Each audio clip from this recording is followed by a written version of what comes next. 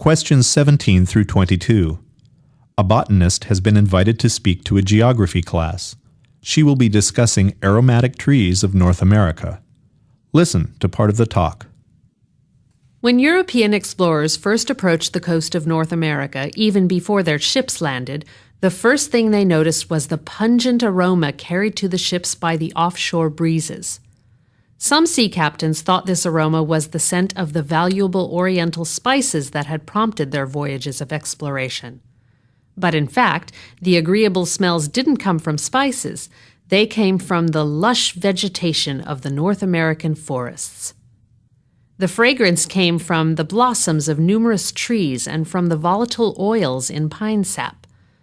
Pine sap is a resinous fluid that pine trees put out to heal wounds caused by wind, fire, and lightning, and also to protect the pine tree's seeds. Pine sap was a valuable commodity to the sailors who explored the coast. The smell of pine meant there was an abundant supply of what were known as naval stores, pitch and pine tar. Pitch and pine tar were thick, sticky, semi-solid substances that were made by distilling pine wood. Sailors used naval stores for caulking and waterproofing their wooden ships, which kept them seaworthy. The Europeans found fragrant trees all along the Atlantic coast, from Massachusetts in the north to Florida in the south.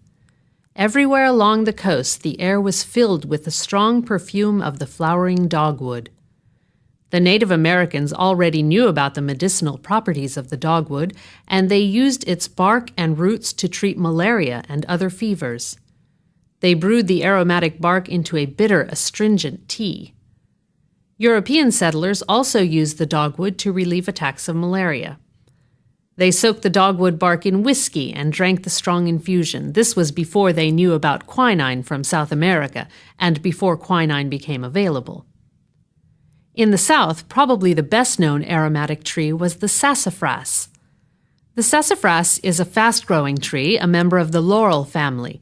Like the other fragrant laurels, cinnamon, bay, and camphor, sassafras is noted for its aromatic bark, leaves, roots, flowers, and fruit. I have a sassafras twig with me here, which I'll pass around so you can all enjoy its smell. Just give it a small scrape with your thumbnail to release the scent. I think you'll find it strong but pleasant. The Choctaw Indians used powdered sassafras leaves as a spice. Other Native American tribes used sassafras tonic as a cure for everything from fever to stomachache. News of this wonder tree reached Europe in the 16th century by way of the French and the Spanish, and sassafras was one of the first exports from North America to Europe. It sold for a high price on the London market, which sort of inspired other English explorers to seek their fortunes in the North American colonies. For centuries, sassafras enjoyed a fantastic reputation as a cure for almost every disease. Maybe you've heard of the medicinal spring tonic of the old days. Well, sassafras was a main ingredient in spring tonic, the stuff pioneer parents gave their kids. My grandmother had to take spring tonic that her grandmother made from sassafras. Sassafras leaves, bark, and roots used to provide the flavoring for root beer and chewing gum. Sassafras was also used in soaps and perfumes. However, in the 1960s, the United States Food and Drug Administration found sassafras oil to be a potential carcinogen for humans because it caused cancer in rats.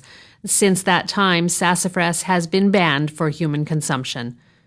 No one really knows just how harmful it is to human beings, but some studies show that 1 cup of strong sassafras tea contains more than 4 times the amount of the volatile oil safrole that is hazardous to humans if consumed on a regular basis. Number 17. According to the speaker, what did European explorers notice as they sailed toward the shores of North America?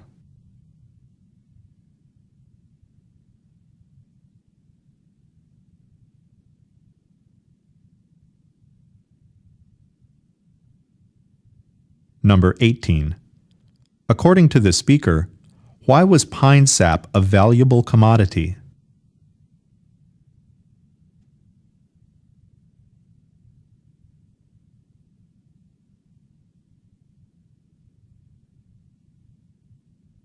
Number 19.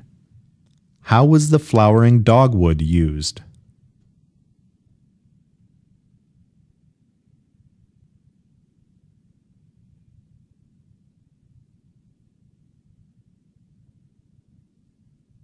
Number 20.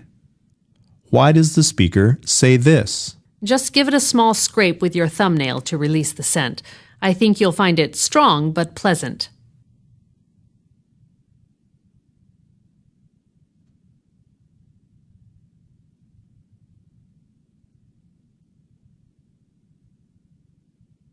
Number 21.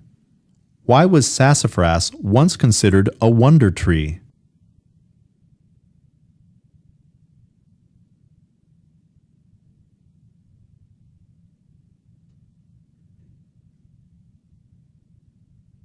Number 22. Listen again to part of the talk, then answer the question. However, in the 1960s, the United States Food and Drug Administration found sassafras oil to be a potential carcinogen for humans because it caused cancer in rats. Since that time, sassafras has been banned for human consumption. No one really knows just how harmful it is to human beings, but some studies show that 1 cup of strong sassafras tea contains more than 4 times the amount of the volatile oil safrole that is hazardous to humans if consumed on a regular basis. What does the speaker imply about sassafras?